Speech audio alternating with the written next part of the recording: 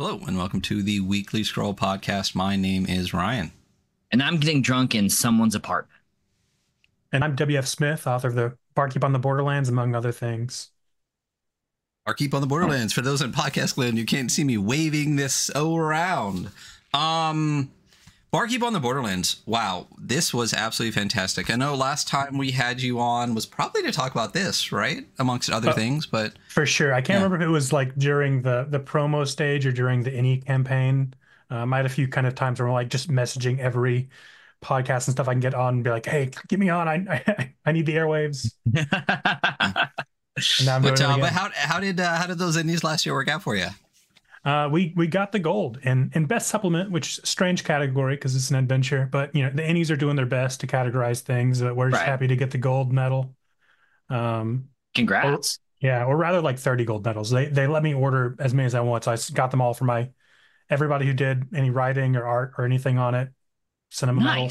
Yeah. That's awesome. I mean, because if you look at the dedication page here for it's literally just filled with people. The number of people, like, this is just a who's who in this space that was associated with this product. So or this project. So it was cool to see, all the way through. I think one of the, obviously it's a fantastic adventure, but the fact of that it's so cohesive for how many people are on it, including the number of different artists and stuff for it, was phenomenal. Which I assume you were the director of all of that happening. So that was a fantastic job. Cat herder, yeah.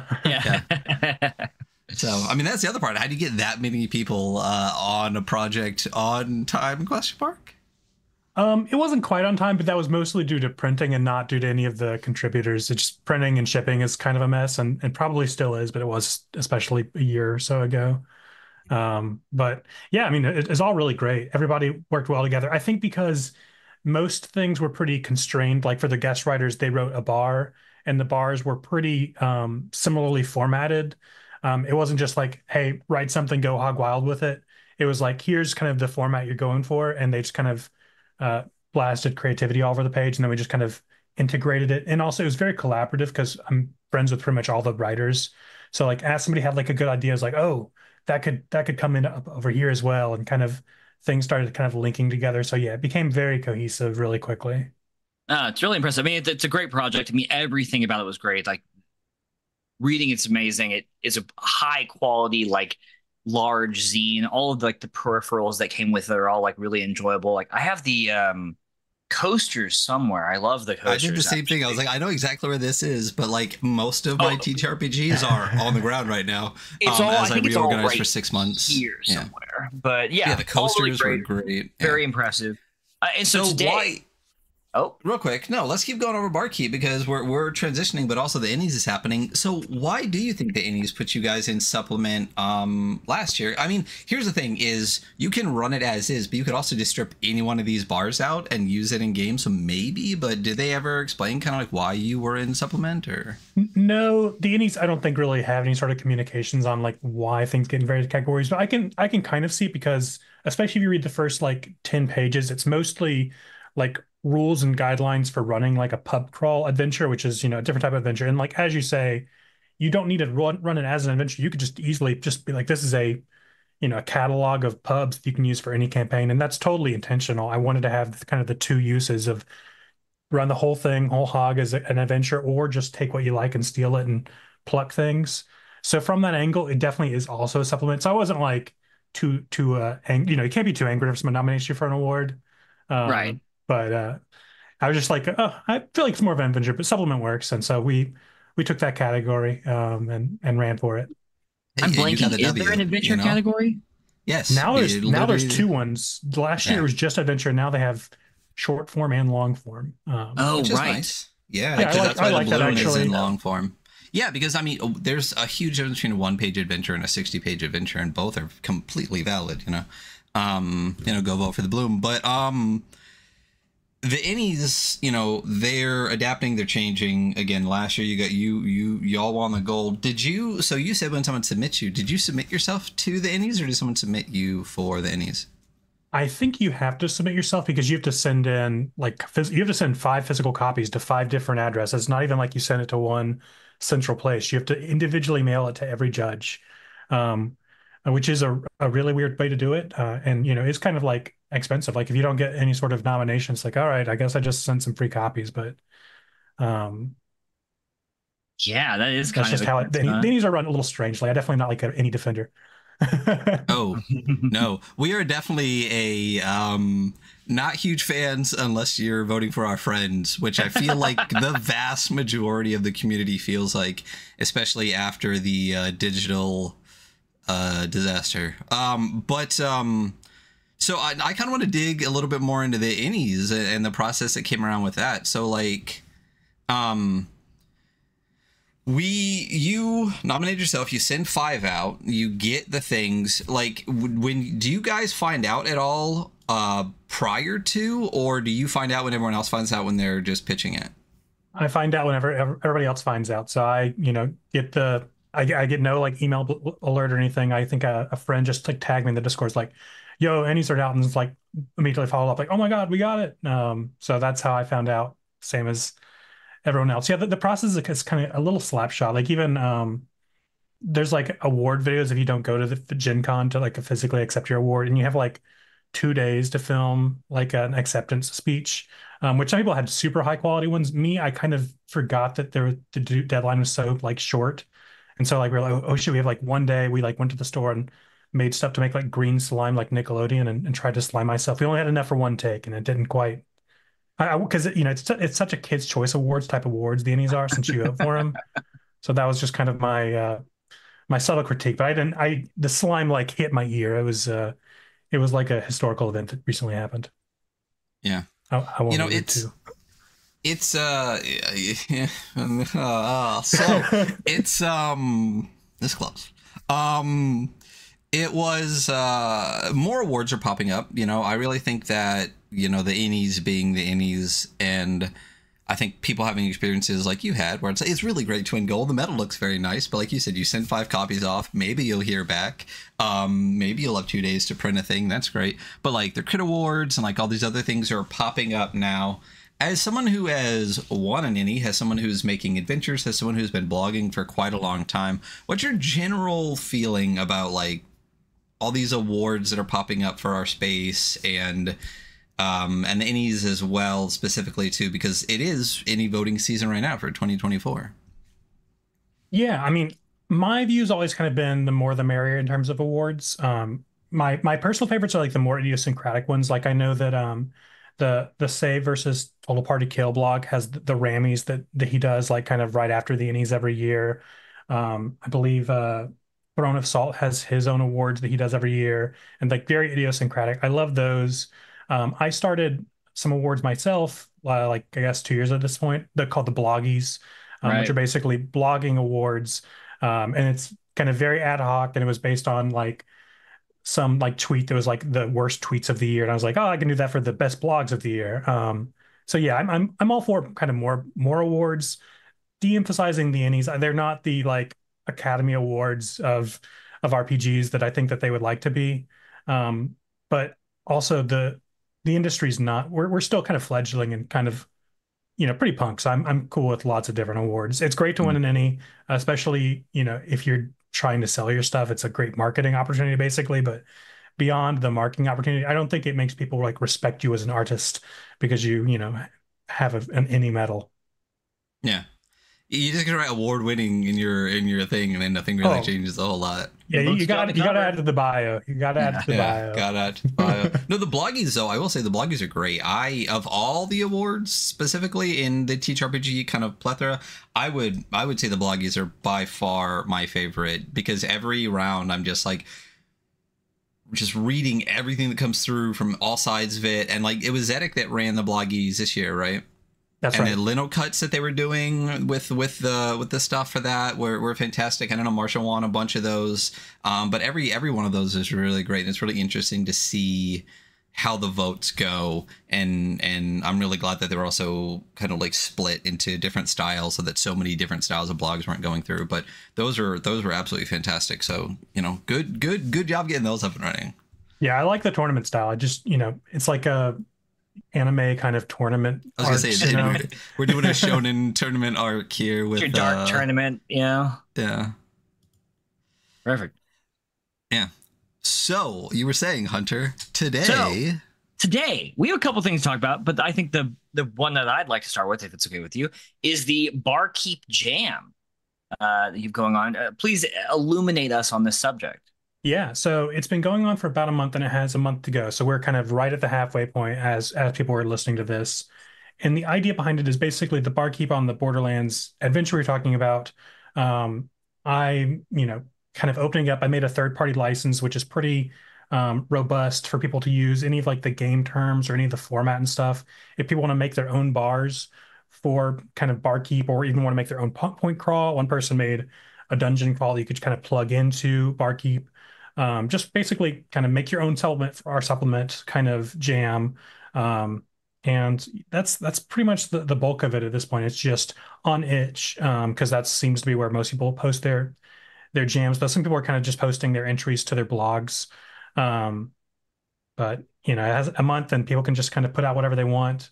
Yeah.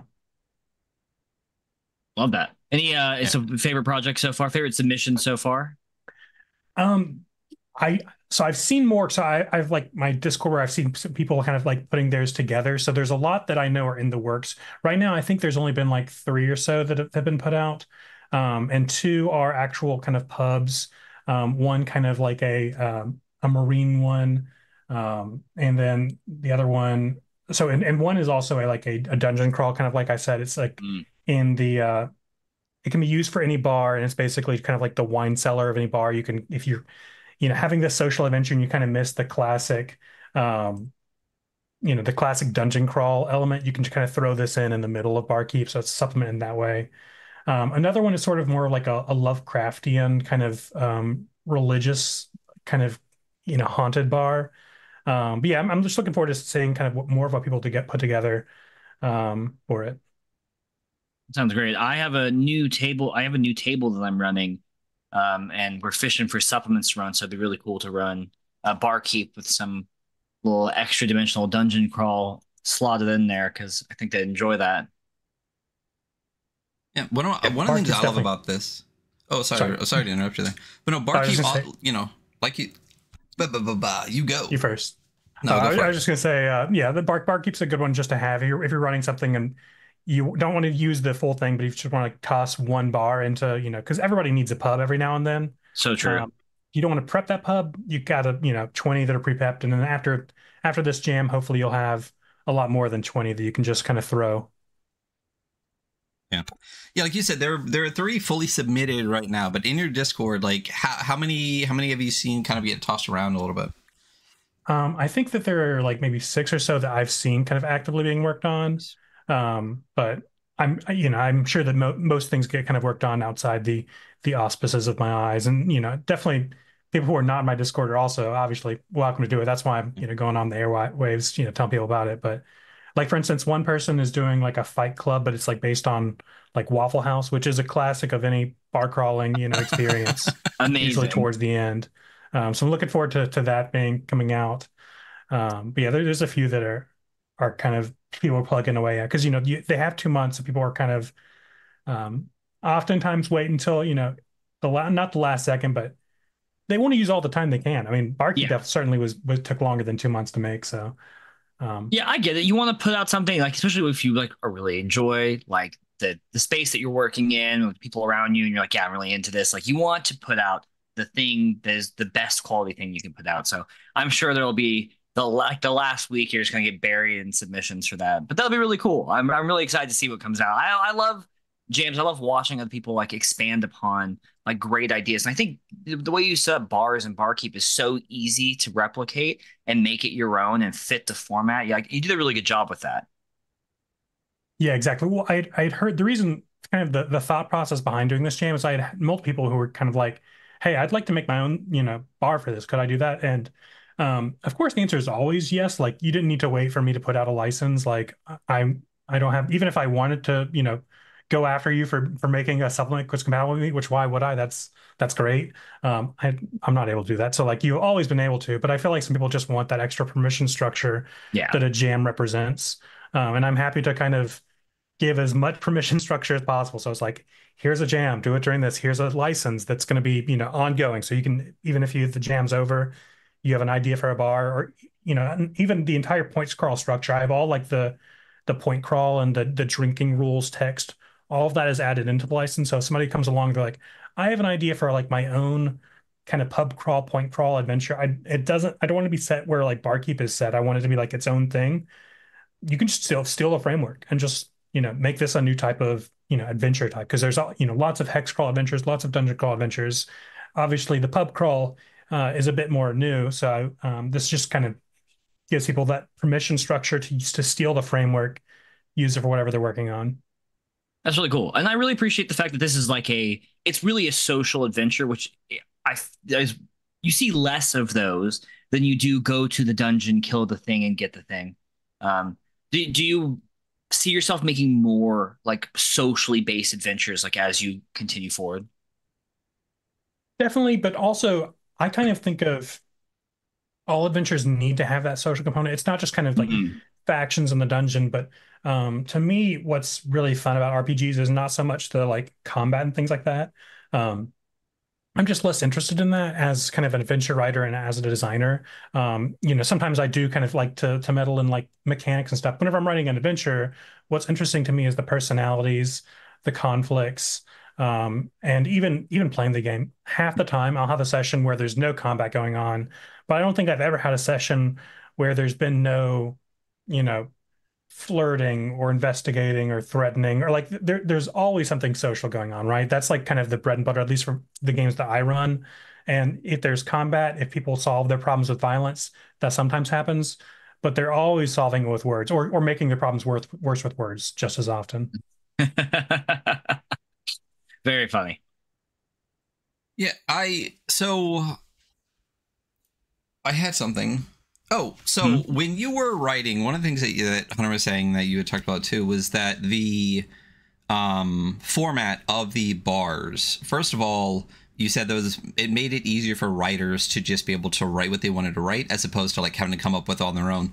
But when that original kind of format was happening, had you thought about after the game was out, like was letting people hack, not letting people, but like the thought that people might want to, was that also a thought when you were doing the format for it, or was it mostly just for the book and for the writers and things like that? I went with that format initially just because I'm such a fan of like random encounters as a tool. I'm such a fan of kind of procedures. And so even whenever I was putting it together initially, I didn't know that I would have guest writers. That was kind of a stretch goal for the campaign. Like if the campaign had only raised like, $2,000, which it very well could have, and I would have felt like success to me. It would have just been things that I had written, and it would still have been the same format. It was just because the campaign did well that I, brought on 10 friends to write their own bars, and they used the same format. But it wasn't, if it was a consideration, it wasn't one that I was like, my waking brain was aware of, that it was like an easy to kind of replicate format, any more than it was like more of a format for easy for me to make something kind of, because I knew for sure I had to make at least 10 bars myself, and so I wanted some kind of format that it's like it needs to be a 2-page spread. I hate page flipping whenever I'm at the table, so I wanted to kind of be contained within that, but at the same time I want lots of nuance. I want it to be a kind of a full, a bar you could visit for 7 days in a row and different things happen, and that's tough to get all down in that limited space. And so that format was just something that I was able to do that and also fit it with a larger procedure. Love that. We love not having to flip pages, by the way. Thank you for that. Love it. Love a useful thing for the table. Really great. Wait, a book designed to be used effectively as a book when you're at the table? That's crazy. If only more people would do that. And just remind people, it did raise more than $30,000, and well deserved for that. Again, the project is fantastic. The number of people in it are fantastic, and then obviously you won the coveted, as we've talked about already, a gold ENNIE for it. So really the great. Legendary. Right. Are there thoughts of more for this beyond the GM? So real quick before you answer that question, because I would say the jam is fantastic. I fucking love game jams. I think a lot of people really, I know people that have started making more things in the space because they, for the first time they did a project, they did a little jam thing and then realized they could take it further. So that's fantastic. But what's in it for me section at the bottom here is really fantastic too, where it says if there are enough participants, potentially it could be put together as a compilation and published and put out. So first of all, that's cool. So I wanted to ask you about that. And then second, the trying and transition to is there going to be more beyond potentially this compilation? So the compilation, I do want, as long as there's enough entries and I can kind of reach out to people like, hey, would you be willing for me to pay you money and me publish the thing you already written? Which I feel like most people, the answer is yeah, go ahead and do it. So as long as I can get a couple of those and put them together, yeah, I'd like to kind of print a few of those because I think that there's definitely people would like to have extra bars because Barkeep has done fairly well. So, even having, 6 extra bars or 10 extra bars, I think would really kind of make the adventure sing even more than it already does. So that's definitely something. I don't know if I want to like expand on it directly myself later on. I kind of want to move on to kind of my next adventures. Some might be set in the same, fantasy milieu, kind of maybe the same setting, maybe some like kind of hidden connections or like subtle connections. But I think that's probably reference. Yeah, that's probably as close as I'll get. I'm probably going to keep moving on to bigger stuff is the aim. Bigger and I guess smaller stuff. I mean, and occasionally smaller stuff, but I always have the mountain I'm climbing, and I keep getting distracted as I climb. Yeah, you work on your fantasy heartbreaker system right now? I'm always working on my fantasy heartbreaker. That kind of started it all during the pandemic, and that's probably going to be, it's going to be like Break, which is that's one that is nominated for the Ennies and is definitely a deserved one for people who are looking for something to vote for. That one I think took like 10 years or like 11 years in development. So it took a little bit, little while. So Prismatic Wasteland is kind of my like post-apocalyptic science fantasy game that's probably going to take like a similar amount of time just because I'm doing this kind of part-time and I also am constantly distracted and constantly working on other things. But also I want that to be it's going to be a large project, kind of box set. And so I want to, kind of slow steps. Like my first thing ever was like a little pamphlet adventure. And then I did a zine, hoping my next one will be maybe like a hardback book. And so kind of slowly biting off slightly larger pieces of the elephant until I can swallow the whole thing. That's the goal. That Big Rock Candy Mountains, that Big Rock Candy Hex Crawl. Big Rock Candy Hex Crawl. Sorry, Highwood Mountain, but very great. Also great. Love some leftist folky jams. Yep. So. Yeah, I mean that's a great way to do it too. We've seen people. Obviously, we back a lot of Kickstarters here on the show, and we've talked about Kickstarters a lot. And when someone just, not as much as we used to actually.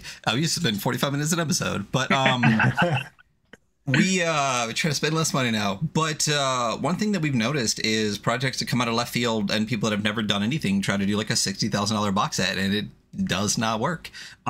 So being able to put stuff out, get your name out there, build a following, build even beyond like your blogs, which are fantastic, like having things like Barkeep, being an ENNIE award-winning writer and everything like that, as you slowly like get through all the process, is such a fantastic way to do it. So when you finally do get to the big project, people know you and you know how to print and mail a hardback book and all that. That's a really, really fantastic way to do it. I wish more people would do it that way if they could. But that just gives me confidence that when it drops, that I know that it'll be done and I'll actually get it, which is nice. Yeah, hopefully it's a little better for the backers because they can have that kind of sense of confidence, but also it's just also better for the creators. So like if anybody's listening and it's kind of, maybe thinking about becoming, writing their own tabletop RPG stuff, I think something small, I mean, like a game jam is kind of an ideal first step. Like, don't even think about like something that is a printing product. Be like, what can I make that's like a PDF that I can like put on itch or drive through RPG and just like see if people like it. And, maybe 100 people will download it and that's actually really good. And then kind of go on from there. And that was on your next project and be like, oh yeah, I've done stuff before. I did this like little project and you can link to it. And, you're like the little snowball kind of rolling down the hill and eventually you'll be a snowman. We're all getting there, but start small is kind of my advice for any nascent or wannabe creator. Yeah, you heard it here first, y'all. Prismatic Wasteland is the next WotC, It's coming. It's coming. So beyond Barkeep, I know we're talking about a couple other things today. So I have two tabs here. You tell me which one that I'm going to click on. And we have the Trouble in Paradisa and Willy Wonka's Authentic Interactive Extravaganza. There you go. So, my tab was too short. let's talk about Trouble in Paradisa first, just because it kind of connects to our conversation about jams. So this is actually for a jam that finished today, called the 2024 Summer Lego RPG Setting Jam, which my friend Ann Hunter at the DIY and Dragons blog, who also wrote on Barkeep, hosted this last month.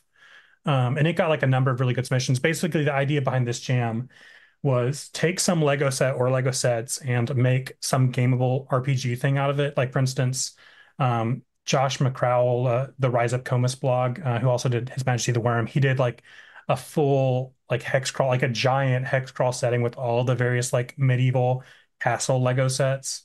I went a little out of left field. I feel like most people were kind of going to do like space or castle or pirates, or kind of one of those like very classic kind of genres that Lego and RPGs kind of well trot. I chose Paradisa, which is like a small theme from the 90s that was aimed at like girls, mostly themed around like the beach and riding horses.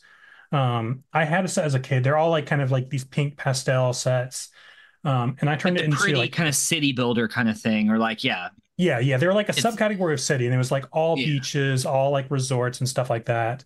And I took those and I made it a murder mystery, kind of like White Lotus, There the you TV go. show. Yeah. Sick. Cool. I wanted to love White Lotus so bad. I don't know why. I just hated every second of it. But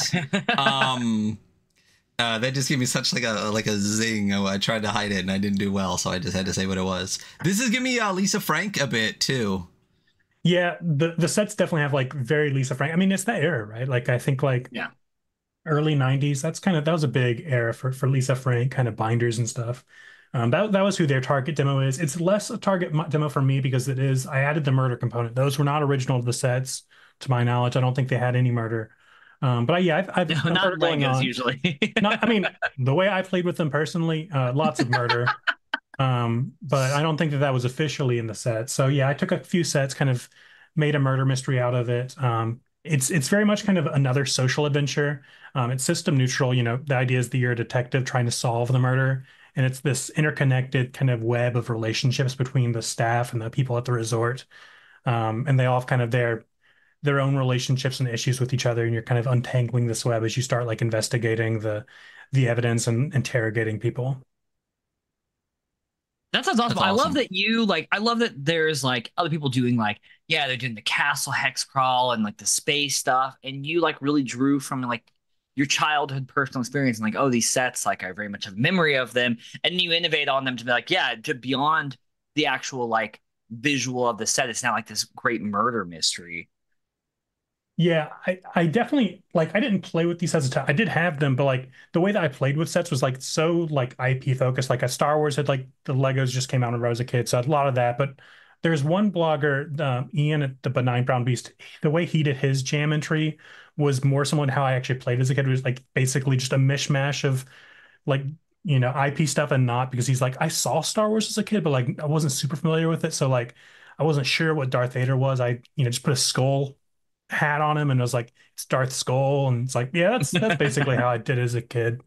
It's hard to get back in that creative mindset though as an adult. You're just like, I don't know, it's tough to get out of the binders that you get in over the course of adulthood. It's Yeah, hard that's to very mix the true. genres. It's crazy. It's weird how I was randomly thinking about that the other day, and I was just like, when you're a kid, you're just a goofball, and then if you're like an adult doing like kid stuff, like people are like, what is wrong with that guy? And it's just like, I feel like a lot of it could just come down to the social pressure of just not being seen as weird, and that sucks. Yeah, there's definitely a lot of things that everybody kind of is like, man, I wish I could tap into that childlike innocence. But at the same time, children are like, man, I wish I could be an adult and pay taxes and do jobs. Like, no, you don't. But like, Oh, it's always both ways. It's just like, man, you don't know how good you have it on both sides, which I think is Yeah. great. Nobody's happy. Nobody's happy is fantastic. That's awesome. That is life. You're never happy. Hunter, were you a so Lego fun. kid? Yeah, absolutely. I'm actually Oh. on, like, while we're talking about this, I have Legos.com pulled up because, like, man, I bet I could get me and Abigail a set and we could play some Legos, man. That sounds awesome. I'd love to find, like, I liked the prettier, like, pastel color, like the sets for girl stuff. I visually really love stuff like that. I'll find me one, you know? What about you, Ryan? No, I never touched a single Really? Lego as a kid. Not a single one. Yeah.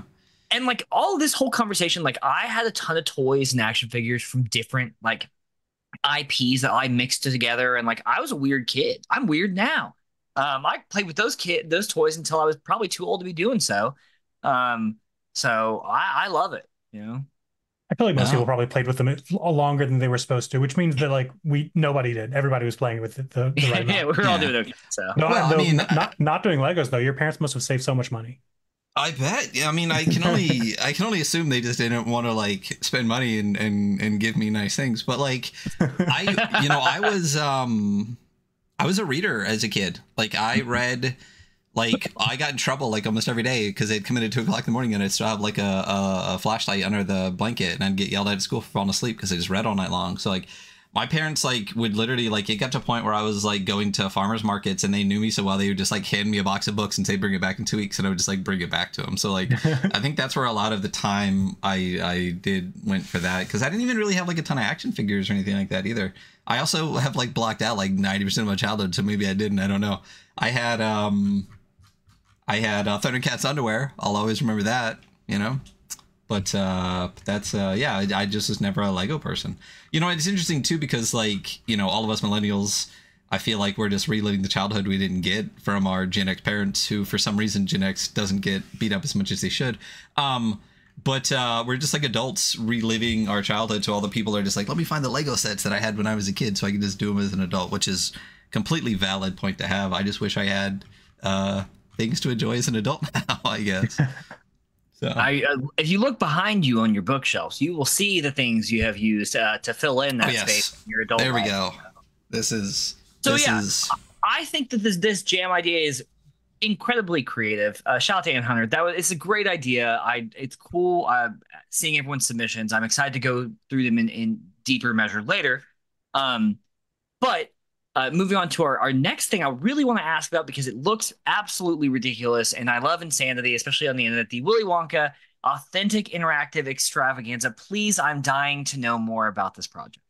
So, you guys, y'all are on Twitter, so you probably already or maybe remember this, but for the benefit of your audience who might be less online, like early in the year, there was this thing in like Glasgow, Scotland, where there was like this horrific AI generated like Willy Wonka knockoff thing for children that they had done, where they're like, you know, they sold it as like a Willy Wonka experience, but it was like just a bare like warehouse with like underpaid actors with like, you know, each child got a jelly bean or something like that. And it was like it for some reason went viral. I think like TikTok was involved.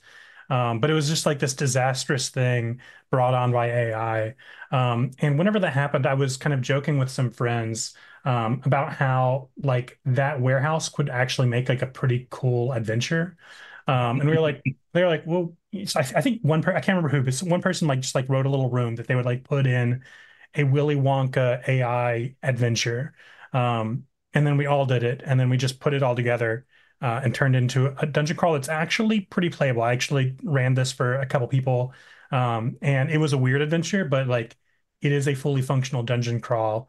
And it's very much like mocking like the concept of AI, kind of like a lot of people are doing their best parody of like what AI would create, but obviously no AI is used because like this group is, as are I think most kind of writers and artists in our space are pretty against the use of artificial intelligence, or at least these uses. I mean, there's uses that are fine, like reading an article so people with, you know, with disabilities can more easily access news. That's fine. Making art and stuff and just basically slock and filling drive-through with it, less fine. So that's what this is kind of making fun of that, but also it's just a crazy candy adventure that's very dark, actually. Just like the event, actually, because it was a little horrifying. Yeah, I know you guys can't see it if you don't have the thing up, but I brought up a BBC article and scrolled through some of the pictures, and yeah, it's great. It's exactly what you think it is. And I mean, from a mile away, you can tell that's Hodag art right there. So, I mean, the people that you have on this, like art from Hodag, cartography from Nova at Playful Void, another fantastic blog. Marsha B from the Traverse blog, who is now leaving the TTRPG space to move on to other things after dominating the bloggies. And and then editing from you. Great list of people here for kind of a joke project, but I love that it's like a joke you take seriously because it's really cool. So that's really neat. Yeah, one note about the cartography that Nova did. So it is kind of a playable map, but she inserted a bunch of like, so instead of just like the numbers that show you kind of what keyed room it is, some are just like things that look like numbers but aren't. There are like doors that are actually walls. It's like very much kind of like a map generated by AI. She was like being like, what kind of weird flaws and quirks could I add into this map? And so like when running it, I was like, oh man, so I guess they're now in this room, but like this room's not even a room. It's just kind of the space in between the walls, which was perfect for what it was. When I ran this, the children were like total monsters, and there was lots of bloodshed. It was honestly, I spoke earlier about with you guys, I can't remember if it was on stream or beforehand, about how so often my adventures are like largely social and combat does not come into it at all. This adventure where they're playing as children, so everybody plays as children. You have like an adult, you have kind of a flaw, and you're given like a jelly bean. But this is probably one of the bloodiest adventures I've ran in a while, just because they were absolute monsters. They killed people left and right, really. Yeah. That's so funny. That's so absurd. I love it. I love how ridiculous this is. Yeah, I mean, that sounds fun to me. I know I feel like we're polar opposites in the things that we like. A social is great, but I just want to murder shit like all the time. There's lots of stuff to murder in here. That's for sure. Yeah, any of this AI tainted rubbish for sure could get murdered. I mean, yeah, clearly we're anti. I think that most of the people in the space that actually have any respect left at all are pretty anti-AI. I mean, because first of all, we also know that it's not AI. It's just a slightly more advanced yes/no tool. But as you said, I mean, this is the thing that is going to, drive a wedge, is the people that see AI, quote unquote, as a way that will take the work we don't want to do from us, which is great, not take the work we want to do from us so that we can't do it, which is creative side and things like that. So I really like we said, that this like joke, but not a joke, like, bringing that kind of the attention, the focus while still having a good time with it is really fantastic. Yeah, it was just also just a fun project, and I'd like to do more of it where it's just like kind of like a nail soup. I'm not sure if you guys know that story where everybody throws in like an ingredient and eventually, so you look at me funny. So it's like a children's story I heard one time. Basically, a big pot of water. Somebody's like, "Oh, I'm making nail soup." There's just like a piece of nail, like a nail in the bottle of water, or the pot of water. Everybody tosses an ingredient, eventually becomes soup. But that's kind of how I thought of the process of making this adventure, because like everybody just super low effort. Like they're like, if you want to write like one room, you could write that. If you want to write two rooms, just like plug into the Google Doc, and then I just kind of ordered it in a certain order, kind of made some minor adjustments for cohesion, but it was like super low effort. It kind of got stuck in like layout hell for a little bit, but it could have come together easily like in a weekend, just because of like the way that it was done. And I think I'd like to do more of that, especially just because I have a lot of friends who, want to make something kind of low effort, and it's an easy way to do it. It's like such an impressive list of people on this. And you're like, yeah, it's low effort stuff. And people, I'm like, yeah, but all these people are so good at what they do.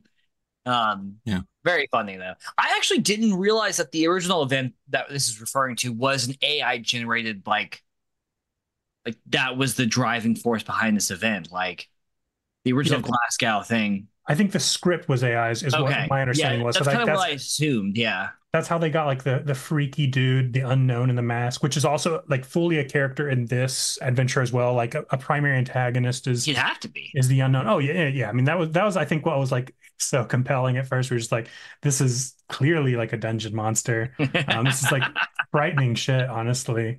So yeah, that's a big part of the adventure as well, as the unknown, his war with the Willy Wonka figure. Yeah, so I brought it up again. I remember reading about this because so many people were like ripping on this. It was fantastic on the tweeters for a little bit there.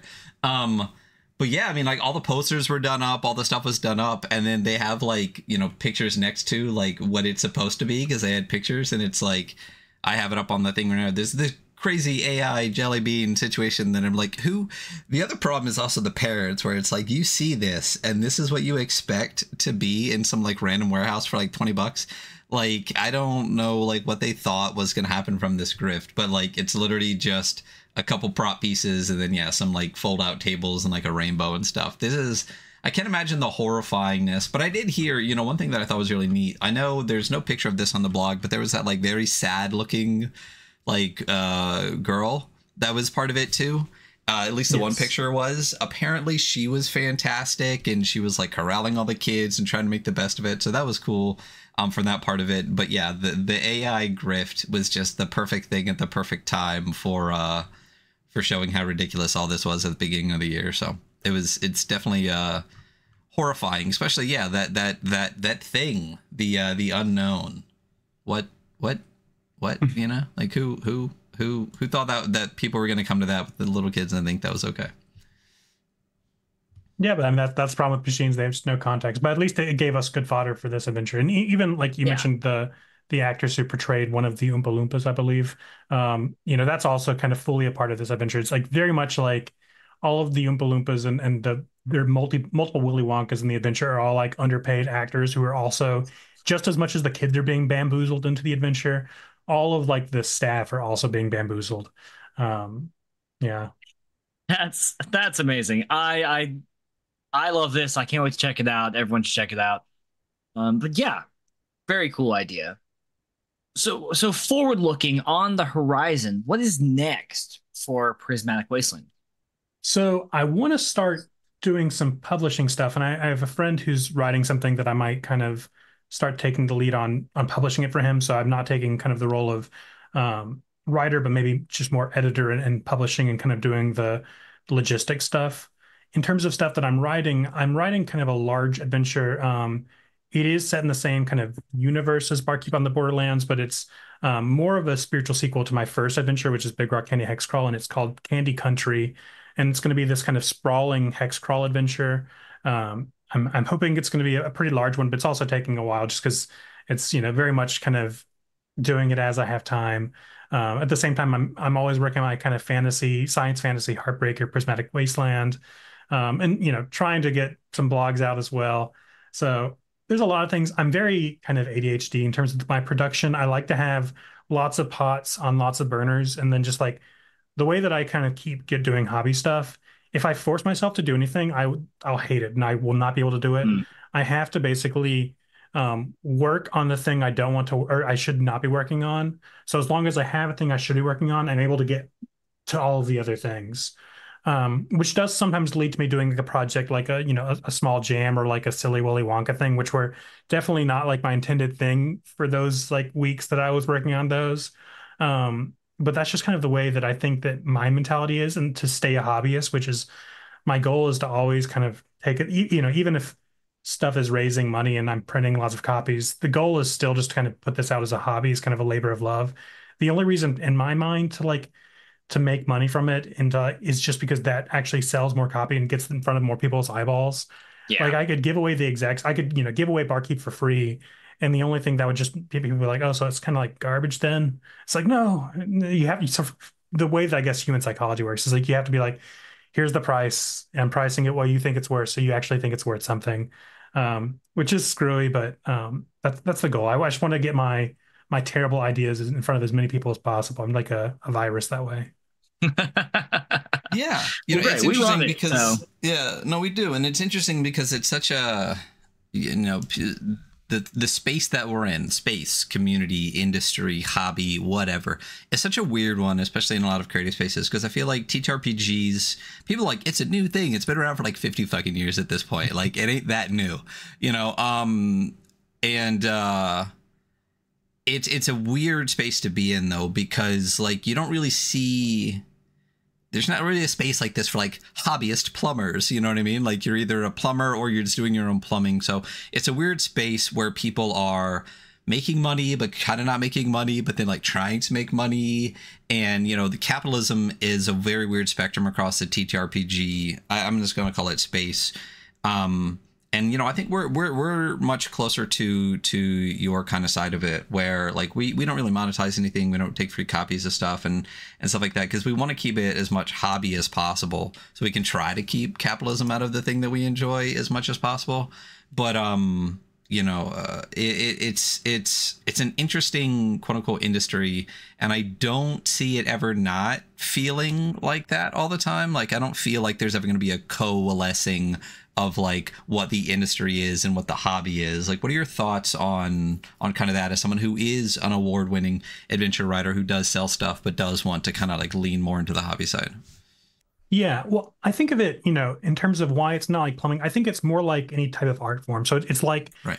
painting or writing, and there's always people who do that stuff for free, and there's at the same time, there's totally like a commercialized art world, a commercialized publishing space. I think the main difference between tabletop RPGs and maybe kind of like the like novel publishing industry, or like the art industry world, is that for such a long time, one company dominated tabletop RPGs. And so the gatekeepers were much stronger. And so because the gatekeepers are such stronger, but there's always going to be a demand to make art. I think in every art form, as soon as the art form emerges, there's just a demand irrelevant of like the market forces to create, to a drive to create, in a way that there's not just a non-market based desire to like, fix somebody's window, except for like interpersonally. Um, and because the gatekeepers were so strong, I think it just has a much larger hobbyist element than maybe other art firms do.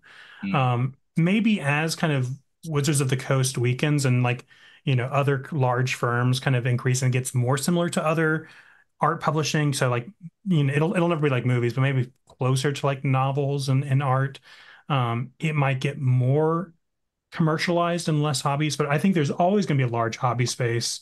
And I definitely think that the further you are from kind of systematized stuff, so like, the big brand names, the Pathfinders, the Dungeons and Dragons, and the more you are into things that are like, honestly, the things that are like post OSR, like the OSR precepts of like do it yourself, rulings over rules, those things just lend themselves to a hobbyist mindset, even among the people who are not creating and just people who are players and just kind of like interested in the games.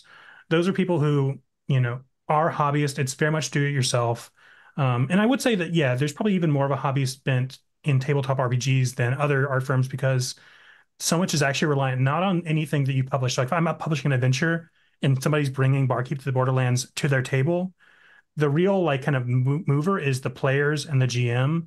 What I'm giving them is just kind of like some like prepped ingredients, but they are the cook and they're the ones eating the food. There's so little that I can do compared to like a movie where, you put a Blu-ray into your Blu-ray player if you're from 10 years ago, and you're going to see the same movie. There's no kind of like difference of like who you sit down to watch it with. I mean, there is, but like not nearly to the degree with tabletop RPGs. So Yeah, that's my ramble on that. No, I mean like that. No, the ramble is great.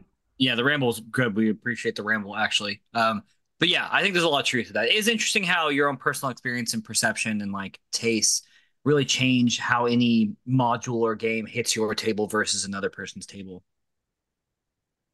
Which is great. I really dislike adventures or anything that really kind of assumes what I'm going to get out of it. I'm reading this like old some of my old TSR adventure called Decna Lives, mostly to do a kind of a maybe scathing review of it because I ran it. It's not great, but like it wants you to think of it as a movie. Like it has a whole like large bloated section about how this is like a horror movie and you should be like running it like this. And it's like you can't have like these preset reactions. Like the best you can do is kind of set up a scenario and like have at it. The more that a module kinds to like stranglehold you and your players into a certain path or into a certain like feeling, I think the more it's going to fail. The way it's setting itself up for failure. And the more that a module is like, I am merely like this is a stage and a set of costumes, but you are going to be writing the script and you're going to be doing whatever you want with it. Like this is even adventures, even like the most kind of like linear adventure, it needs to be kind of a toolbox and just kind of something to facilitate your own creativity, because the author cannot put their creativity onto your table. It's an impossible thing to want to do, and it's not even what you should want to do.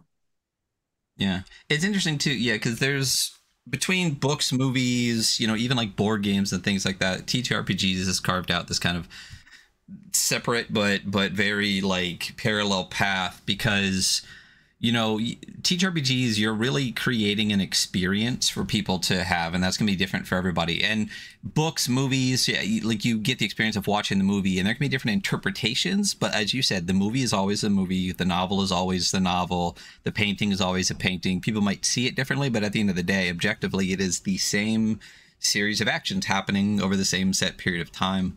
But when you bring an adventure to your table, 100% of the time, you will never have the exact same experience. One different player at the table will change it. The GM being in a better mood that day could change it. Everything could change it all the time. So you really are just creating this thing in a bubble and then handing it to someone else and saying, like, have fun with this bubble however you want, as opposed to interpret it however you want. So it's definitely a very, very specific type of focus. And I mean, I think we all agree we prefer the style where it's not someone trying to tell us a story and we are merely occasionally making choices that don't matter as we go through it. And for the side that leads into that, it is, you know, as you said, you can only put as much creativity as you can in the writing and let the people experience it the way they want to experience. So that was a great insight. So talked about Barkeep, we talked about Paradisa, we talked about Willy Wonka's, we talked about what's next for Prismatic Wasteland. For all of these things that you have done, that you're talking about, for the plethora of Prismatic Wasteland stuff that's going to be coming at us, where can people find them? So the best place to find anything that I'm doing is my blog, prismaticwasteland.com. Obviously there you can mostly see my blog posts, but I post about pretty much everything that comes out. There's links to kind of mailing list on there. I think that you can probably find like my itch page or drive-through page from there, and if not, from Googling. I'm Prismatic Wasteland pretty much everywhere, unless like the character limit, like so Twitter, I'm Prismatic Wastes. But again, I think there's a link to my Twitter on my blog. So that's kind of the central hub if people are trying to get in touch with me as well. That's where to find me. Awesome. Yep. And we will make sure that that is linked down below so everyone can find that. And we'll individually link all of these adventures too, to make it even easier for y'all to find that. So last word, Barkeep Jam. Why are people doing it, and why should they and will they be giving more entries into the Barkeep Jam? Why are they doing it?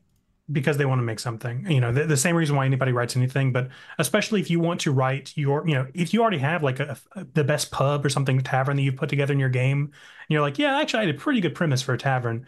This is an opportunity to like kind of put it in a digestible format for anybody to kind of use. Even if you just read Barkeep and you've never run it and you're like, you know, I want to be like Zedek. I want to be like all these like Ben L writers who made their own bar. I want to make my own. That's like a reason to do it.